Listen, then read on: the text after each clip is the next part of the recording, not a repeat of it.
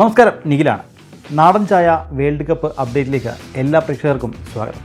ഇന്നലെ അത്യന്തം ആവേശം നിറഞ്ഞു നിന്ന പോരാട്ടമായിരുന്നു അല്ലേ. നമ്മൾ ജർമ്മനിയുടെ മത്സരം കണ്ടു. ജർമ്മനി ഒരു വലിയ വിജയം സ്വന്തമാക്കുന്നത് കണ്ടു. കുറസാവയ്ക്കെതിരെ 7-1 എന്നൊരു വലിയ വിജയം സ്വന്തമാക്കുന്ന കാഴ്ച നമ്മൾ കണ്ടു.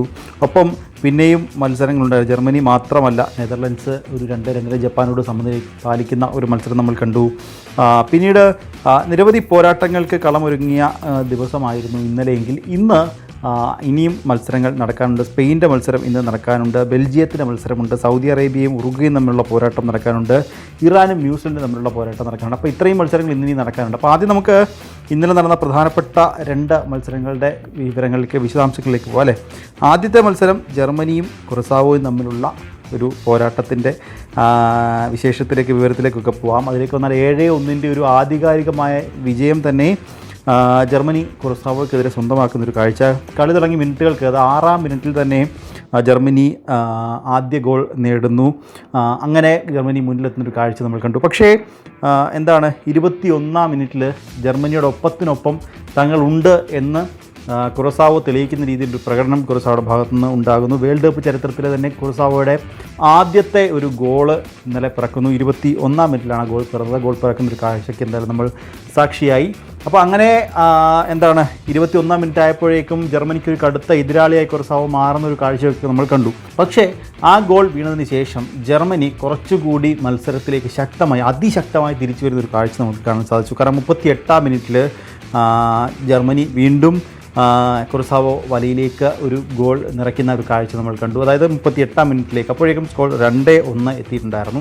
പിന്നീട് മത്സരം 45 മിനിറ്റ് കഴിഞ്ഞ് ആദ്യ പകുതിയുടെ ഇഞ്ചുറി ടൈമിലേക്ക് പോകുന്ന സമയത്ത് അടുത്ത ഒരു പെനാൽറ്റി ലഭിച്ചതിലൂടെ ഒരു ഗോളും കൂടി സ്വന്തമാക്കി. അങ്ങനെ ആദ്യ പകുതി പിരിയുമ്പോൾ 3-1 എന്നൊരു സ്കോറിലേക്ക് ജർമ്മനി അവസാനിപ്പിക്കുന്നു. അങ്ങനെ 3-1 എന്നൊരു അത്യാവശ്യം നല്ലൊരു സ്കോറിലാണ് ആദ്യ പകുതി ജർമ്മനി അവസാനിപ്പിക്കുന്നത്.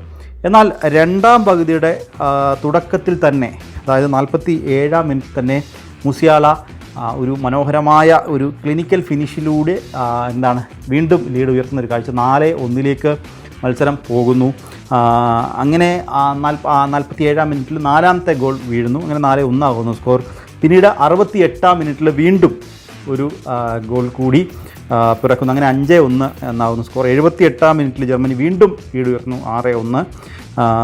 പിന്നെ 87-ാം മിനിറ്റിലാണ് 7ാമത്തെ ഗോൾ നേടുന്നത്. അങ്ങനെ 7-1 എന്നൊരു മികച്ച സ്കോറിലൂടെ ജർമ്മനി തങ്ങളുടെ ആദ്യ വിജയം സ്വന്തമാക്കുന്നു. ഏറ്റവും മികച്ചൊരു ഫിനിഷിംഗ് അല്ലെങ്കിൽ ഏറ്റവും മികച്ചൊരു ഗെയിം തന്നെ ജർമ്മനി ആദ്യ മത്സരത്തിൽ തന്നെ പുറത്തെടുത്തിട്ടുണ്ട്. 7 ഗോളിൻ്റെ വിജയം, 7-1 വിജയം എന്നൊക്കെ പറയുമ്പോൾ അത് മുന്നോട്ടുള്ള ആ ഒരു മത്സരങ്ങളിലൊക്കെ ജർമ്മനിക്ക് വലിയ ആത്മവിശ്വാസം നൽകുമെന്ന കാര്യത്തിൽ സംശയമില്ല. ഗ്രൂപ്പിൽ ടോപ്പർ ആകുമെന്ന കാര്യത്തിൽ യാതൊരു സംശയവുമില്ല. വരുന്ന മത്സരങ്ങളിലൊക്കെ ഈ വിജയം അത് നൽകുന്ന ആത്മവിശ്വാസം അത് വളരെ വലുതാകുമെന്ന കാര്യത്തിൽ സംശയമില്ല. ഒപ്പം ഇന്നലത്തെ മത്സരത്തിൽ ജർമ്മനിയുടെ മൊത്തത്തിൽ ഓവറോൾ കാര്യം എടുത്ത് നോക്കുകയാണെങ്കിൽ ഒരു ക്ലിനിക്കൽ ഫിനിഷിംഗ് നമുക്ക് പലപ്പോഴും കാണാനായി, ഒരു സെറ്റ് പീസ് ട്രീറ്റ് നമുക്ക് കാണാൻ സാധിച്ചു. അതോടൊപ്പം നമ്മൾ ഇന്നലെ എടുത്തു പറഞ്ഞൊരു കാര്യമുണ്ട്. മുസിയാലയും വിർട്സും ചേർന്ന് നിൽക്കുന്ന ഒരു മധ്യനിരയിലെ കോമ്പിനേഷൻ അത് ജർമ്മനിക്ക് വലിയ രീതിയിൽ ഗുണം ചെയ്യും എന്ന് നമ്മൾ പറഞ്ഞിരുന്നു. നമ്മളൊരു 3-1 ഒക്കെയാണ്, 3-4 എന്നൊക്കെയാണ് പ്രതീക്ഷിച്ചിരുന്നത്. പക്ഷേ അതിൽ നിന്ന് വ്യത്യസ്തമായി 7 ഗോളിലേക്കൊക്കെ പോകുന്നത്. അതായത് മധ്യനിരയിൽ ഇവരുടെ ഒരു ക്രിയേറ്റീവ് സ്പേസ്, അവർ എങ്ങനെ ആ സ്പേസ് ഉണ്ടാക്കിയെടുക്കുന്നു എന്നുള്ളതായിരുന്നു നമ്മൾ ഇന്നലെ നോക്കിയത്. അത് അനുസരിച്ചിരിക്കും മത്സരത്തിൻ്റെ ഫലം എന്നുള്ളതും നമ്മൾ ഇന്നലെ നോക്കിയിരുന്നു. അപ്പോൾ അങ്ങനെ 7-1 എന്ന ഒരു മികച്ച സ്കോറിൽ ജർമ്മനി ആദ്യ മത്സരം ഫിനിഷ് ചെയ്തു. നേരത്തെ പറഞ്ഞതുപോലെ 21-ാം മിനിറ്റിൽ കുറസോയുടെ ഭാഗത്തു നിന്ന് ഒരു കൗണ്ടർ അറ്റാക്ക് വന്നതോടുകൂടി ഒരു മത്സരം കുറച്ചുകൂടി ഒരു അടുത്ത ഘട്ടത്തിലേക്ക് അല്ലെങ്കിൽ കൂടുതൽ ശക്തമായി ഒരു അടുത്ത ഗിയർ ഇട്ട് മുന്നോട്ട് പോകുന്ന കാഴ്ച ജർമ്മനിയുടെ ഭാഗത്തു നിന്ന് എന്തായാലും ഉണ്ടായി എന്നുള്ളതാണ്. ഹാവർട്സ് ആണ് കളിയിലെ താരം. 2 ഗോളുകളാണ് ഹാവർട്സ് നേടിയത്. ഇനി നമുക്ക് പറയേണ്ടത് നെതർലൻഡ്സ് ജപ്പാൻ പോരാട്ടമാണ്. അത് ഒരു മികച്ച മത്സരം എന്ന് നമുക്ക് പറയേണ്ടിയിരിക്കും. കാരണം നമ്മൾ ഇന്നലെ പറഞ്ഞൊരു കാര്യമുണ്ട്. ഈ ടൂർണമെൻറ്റിലെ ഒരു ഫേവറേറ്റ് ടീമായി ഒക്കെ നെതർലൻഡ്സിനെ വിശേഷിപ്പിക്കുന്നത്, കിരീടം നേടാൻ സാധ്യതയുള്ളൊരു ടീമായി ഒക്കെ നെതർലൻഡ്സിനെ വിശേഷിപ്പിക്കുന്നുണ്ടെങ്കിലും അവിടെ നിന്ന് അവർക്ക് ഒരു കൃത്യമായ വെല്ലുവിളി ഉയർത്താൻ ജപ്പാന് സാധിച്ചു എന്ന കാര്യത്തിൽ സംശയമില്ല. 2-2 ഒരു ശക്തമായ മത്സരം, ഒരു ശക്തമായ സമനില നേടാൻ ജപ്പാന് സാധിച്ചു എന്നുള്ളതാണ്. മത്സരത്തിൻ്റെ 18-ാം മിനിറ്റിൽ നെതർലൻഡ്സ് ആദ്യ ഗോൾ നേടുന്നൊരു കാഴ്ചയുണ്ടായിരുന്നു. ഒരു കോർണർ കിക്ക് ലഭിച്ചത് അത് അവർ കൃത്യമായി മുതലാക്കുന്ന കാഴ്ച. അങ്ങനെ 18-ാം മിനിറ്റിൽ നെതർലൻഡ്സ് മുന്നിലെത്തുന്ന ഒരു കാഴ്ച. പക്ഷേ 34-ാം മിനിറ്റ് ആയപ്പോഴേക്കും ജപ്പാൻ കൃത്യമായൊരു മറുപടി നൽകുന്നു. അങ്ങനെ സ്കോർ 1-1 എത്തുന്നു. അങ്ങനെ ആദ്യ പകുതി 1-1 എന്ന രീതിയിൽ സ്കോർ അവസാനിക്കുന്നു. പിന്നീട് 61-ാം മിനിറ്റിൽ നെതർലൻഡ്സ് വീണ്ടും സ്കോർ ഉയർത്തുന്നു. അങ്ങനെ 2-1 എന്ന സ്കോറിലേക്ക് നെതർലൻഡ്സ് മാറുന്നു. 61-ാം മിനിറ്റിലാണ് ഗോൾ പിറക്കുന്നത്. അവിടെ നിന്ന് 79-ാം മിനിറ്റിലേക്ക് വരുമ്പോൾ ജപ്പാൻ്റെ വക വീണ്ടും ഒരു മറുപടി ഗോൾ. അങ്ങനെ ഒരു സമനിലയിലേക്ക് മത്സരം നീളുന്നു 2-2. എന്താണ് ജപ്പാൻ്റെ കാര്യത്തിലേക്ക് വന്നു കഴിഞ്ഞാൽ തുടർച്ചയായുള്ള അവരുടെ ഒരു പ്രഷർ, അതായത് നെതർലൻഡ്സിന് മുകളിൽ ഓറഞ്ച് ആർമിക്ക് അല്ലെങ്കിൽ ഡച്ച് പടയ്ക്ക് മുകളിൽ അവർ നടത്തിയ ഒരു പ്രഷർ, അത് കൃത്യമായി വിജയം കാണുന്ന ഒരു കാഴ്ച എന്തായാലും നമുക്ക് കാണാൻ സാധിച്ചു. കഴിഞ്ഞ ലോകകപ്പിലെ പോലെ തന്നെ ഒരു വൻപൻ ശക്തിയൊക്കെ അട്ടിമറിക്കാൻ അല്ലെങ്കിൽ അടുത്ത ഘട്ടത്തിലേക്കൊക്കെ പോകാൻ തങ്ങളും പ്രാപ്തരാണ് എന്ന് തെളിയിക്കുന്ന രീതിയിലുള്ള പ്രകടനമായിരുന്നു എന്തായാലും ജപ്പാൻ്റെ ഭാഗത്തു നിന്ന് ഉണ്ടായത്.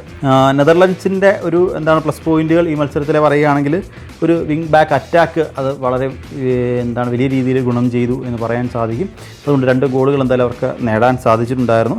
ജപ്പാൻ്റെ കാര്യത്തിലേക്ക് നേരത്തെ പറഞ്ഞ ഹൈ പ്രസിംഗ് ഗെയിം ജപ്പാൻ്റെ ഭാഗത്തു നിന്ന് ഉണ്ടായി. ഒപ്പം ക്വിക്കായിട്ടുള്ള ട്രാൻസിഷൻസ് നമ്മൾ ഇന്നലെ പറഞ്ഞൊരു കാര്യമാണ്. അതായത് ക്വിക്കായിട്ടുള്ള ട്രാൻസിഷൻ വരുന്നത് ജപ്പാന് വലിയ രീതിയിൽ ഗുണം ചെയ്യാൻ സാധ്യതയുണ്ടെന്ന് നമ്മൾ പറഞ്ഞിരുന്നു. അത് വലിയ രീതിയിൽ എന്തായാലും ജപ്പാന് ഗുണം ചെയ്തിട്ടുണ്ട് എന്നൊരു കാര്യത്തിൽ സംശയമില്ല. ഈ മത്സരത്തിലൊരു പൊസിഷൻ, അതായത് കൂടുതൽ സമയം പന്ത് കൈവശം വെച്ചത് നെതർലൻഡ്സ് ആണെങ്കിൽ പോലും ലഭ്യമായ അവസരങ്ങളൊക്കെ ജപ്പാൻ കൃത്യമായി മുതലാക്കുന്നൊരു കാഴ്ച എന്തായാലും നമുക്ക് കാണാൻ സാധിച്ചു. ഈ ഫലം എന്തായാലും ഗ്രൂപ്പ് എഫിൽ പൂർണ്ണമായും ഒരു വാതിൽ തുറന്നിട്ടിരിക്കുകയാണ്. കാരണം ഒരു സമനിലയാണ്, 2-2 ഒരു സമനിലയാണ്. അപ്പോൾ ഇനി വരാനിരിക്കുന്ന മത്സരങ്ങളൊക്കെ കൂടുതൽ മികച്ച മത്സരങ്ങളാകുമെന്ന കാര്യത്തിൽ സംശയമില്ല. ഇന്നലെ നടന്ന മറ്റൊരു പോരാട്ടം ഐവറി കോസ്റ്റും ഇക്വഡോറും തമ്മിലൊരു പോരാട്ടമായിരുന്നു. ഐവറി കോസ്റ്റ് 1 ഗോളിന് 1-0 ഇക്വഡോറിനെ പരാജയപ്പെടുത്തുന്ന ഒരു കാഴ്ച നമുക്ക് കാണാൻ സാധിച്ചു.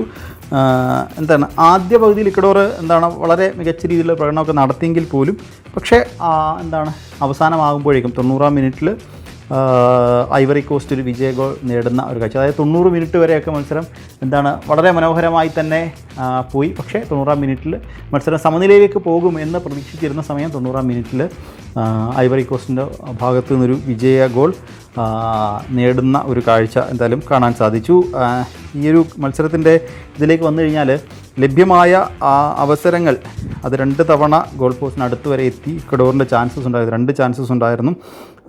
അത് മികച്ച പ്രകടനം തന്നെ കാഴ്ചവെച്ചു. 2 തവണ ഇക്വഡോർ ഗോൾ പോസ്റ്റിൻ്റെ മുന്നിൽ വരെ എത്തി. പക്ഷേ അതൊരു ഫിനിഷ് ചെയ്യാൻ അവർക്ക് സാധിച്ചില്ല. ഫിനിഷിങ്ങിലെ പോരായ്മയൊക്കെ എന്തായാലും അവർക്ക് വലിയ രീതിയിൽ തിരിച്ചടിയായി. അതുകൊണ്ട് തന്നെ അർഹിച്ച 3 പോയിൻ്റ് നഷ്ടമാകുന്നൊരു കാഴ്ച കാണാൻ സാധിച്ചു. ഐവറി കോസ്റ്റ് 1-0 ഒരു മികച്ച വിജയം സ്വന്തമാക്കിക്കൊണ്ട് ഈ ലോകകപ്പ് റൺ എന്തായാലും തുടങ്ങിയിട്ടുണ്ട് എന്നുള്ളതാണ്.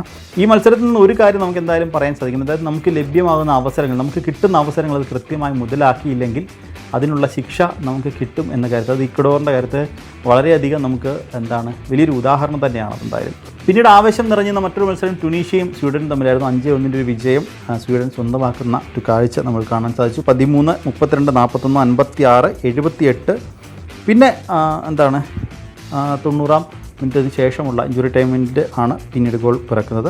അങ്ങനെ ആണ് ഈ മത്സരത്തിലെ 6 ഗോളുകളും പിറന്നത്. ഈ പറഞ്ഞതുപോലെ 41-ാം മിനിറ്റിലാണ് ടുണീഷ്യ ഒരു മറുപടി ഗോൾ നേടുന്നത്. ബാക്കി ഗോൾ 13-ാം മിനിറ്റിലും 32-ാം മിനിറ്റിലും 56-ാം മിനിറ്റിലും 78 പിന്നെ ഇഞ്ചുറി ടൈമിലുമാണ് സ്വീഡൻ്റെ ഭാഗത്ത് നിന്ന് ഈ ഗോളുകൾ വീഴുന്നത്. മത്സരത്തിലെ എടുത്ത് പറഞ്ഞിട്ടൊരു കാര്യം, ടുണീഷ്യയ്ക്ക് ഒരു മിഡ്ഫീൽഡ് കൺട്രോൾ ലഭ്യമായിരുന്നില്ല എന്നെന്തായാലും നമുക്ക് പറയാൻ സാധിക്കും. കാരണം അത്രത്തോളം ഒരു പ്രകടനം ടുണീഷ്യയുടെ ഭാഗത്തുനിന്ന് ഉണ്ടായിരുന്നില്ല.